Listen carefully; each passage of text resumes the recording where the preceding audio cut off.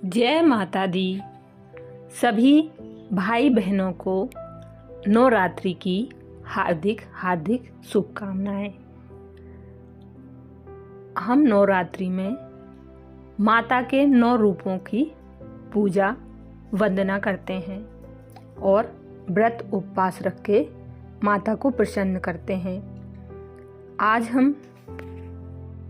हम जानेंगे माता को 9 दिन किस किस रूप से पूजा जाता है। पहले दिन शैलपुत्री माँ के नाम से पूजा होती है। दूसरे दिन ब्रह्मचारिणी के नाम से पूजा होती है। तीसरे दिन माँ चंद्रघंटा की पूजा होती है और चौथे दिन कूष्मांडा माता की पूजा होती है और 5वें दिन स्कंद माता की पूजा होती है।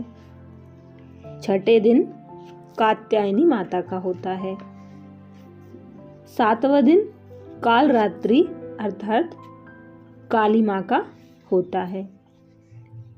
8वां दिन जिसको महाअष्टमी कहते हैं, उस दिन महागौरी की पूजा होती है और 9वें दिन सिद्धिदात्री माता की पूजा की जाती है।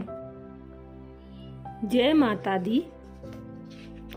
पहले दिन हमने जाना माँ दुर्गा के 9 रूपों के नाम को, जिसमें पहले दिन जो माँ का पहला स्वरूप है शैलपुत्री। शैलपुत्री कैसे नाम पड़ा और उनको शैलपुत्री के नाम से क्यों पूजा जाता है जाना। आज हम जानेंगे नवरात्रि के दूसरे दिन माँ दुर्गा की 9 शक्तियों का दूसरा स्वरूप ब्रह्मचारिणी का। यहाँ ब्रह्म शब्द का अर्थ तपस्या है। ब्रह्मचारिणी अर्थात तप की चारिणी, तप का आचरण करने वाली। कहा भी है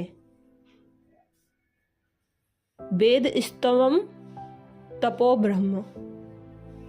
वेद तत्व और तप ब्रह्म शब्द के अर्थ हैं। ब्रह्मचारिणी देवी का स्वरूप पूर्ण ज्योतिर्मय एवं अत्यंत भव्य है। इनके दाहिने हाथ में जप की माला एवं बाएं हाथ में कमंडलू रहता है। अपने पूर्व जन्म में जब ये हिमालय के घर पुत्री रूप में उत्पन्न हुई थी, तब नारद के उपदेश से इन्होंने भगवान शंकर जी को पति रूप में प्राप्त करने के लिए अत्यंत कठिन तपस्या की थी। इसी दुष्कर तपस्या के कारण इन्हें तपस्वी चारिणी अर्थात ब्रह्मचारिणी नाम से अभिहित किया गया है। 1000 वर्ष उन्होंने केवल फल मूल खाकर व्यतीत किए थे।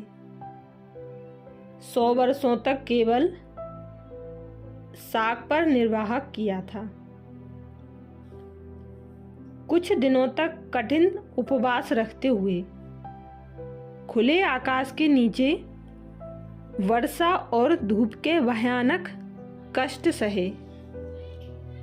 इस कठिन तपस्या के पश्चात 3000 वर्षों तक केवल जमीन पर टूटकर गिरे हुए बेलपत्रों को खाकर वह अहर्निश भगवान शंकर की आराधना करती रहीं। इसके बाद उन्होंने सूखे बेलपत्रों को भी खाना छोड़ दिया।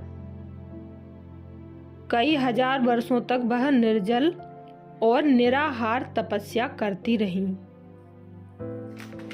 पत्तों अर्थात पर्ण को भी खाना छोड़ देने के कारण उनका एक नाम अपर्णा भी पड़ गया। कई हजार वर्षों की इस कठिन तपस्या के कारण ब्रह्मचारिणी देवी का वह पूर्व जन्म का शरीर एकदम क्षीण हो उठा। वह अत्यंत ही कृशकाय हो गई थी। उनकी यह दशा देखकर उनकी माता मैना अत्यंत दुखी हो उठी। उन्होंने उस कठिन तपस्या से विरत करने के लिए उन्हें उस कठिन तपस्या से विरत करने के लिए आवाज दी, ऊ मां। अरे नहीं, ओ नहीं। तब से देवी ब्रह्मचारिणी का पूर्व जन्म का नाम उमा भी पड़ गया था। उनकी इस तपस्या से तीनों लोकों में हाहाकार मच गया। देवता, ऋषि, सिद्धगण, मुनि सभी ब्रह्मचारिणी देवी की इस तपस्या को अभूतपूर्व पुण्य कृत्य बताते हुए उनकी सराहना करने लगे। अंत में आज तक किसी ने ऐसी कठोर तपस्या नहीं की थी। ऐसी तपस्या तुम्ही से संभव थी। तुम्हारे इस अलौकिक कृत्य की चतुर्दिक सराहना हो रही थी। तुम्हारी मनोकामना सर्वतोभावेन परिपूर्ण होगी। भगवान चंद्रमौली शिवजी तुम्हें पति रूप में प्राप्त होंगे। अब तुम तपस्या से विरत होकर घर लौट जाओ। शीघ्र ही तुम्हारे पिता तुम्हें बुलाने आ रहे हैं। माँ दुर्गा जी का यह दूसरा स्वरूप भक्तों और सिद्धों को अनंत फल देने वाला है। इनकी उपासना से मनुष्य में तप, त्याग, वैराग्य, सदाचार, संयम की वृद्धि होती है।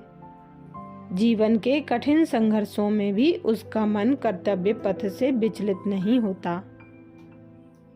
माँ ब्रह्मचारिणी देवी की कृपा से उसे सर्वत्र सिद्धि और विजय की प्राप्ति होती है।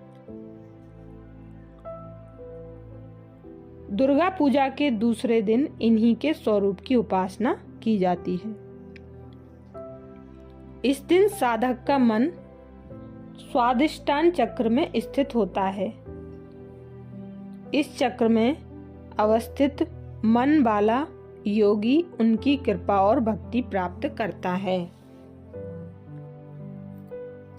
अच्छा, अगले दिन सुनेंगे माँ दुर्गा का तीसरा रूप जो चंद्रघंटा नाम से जाना जाता है।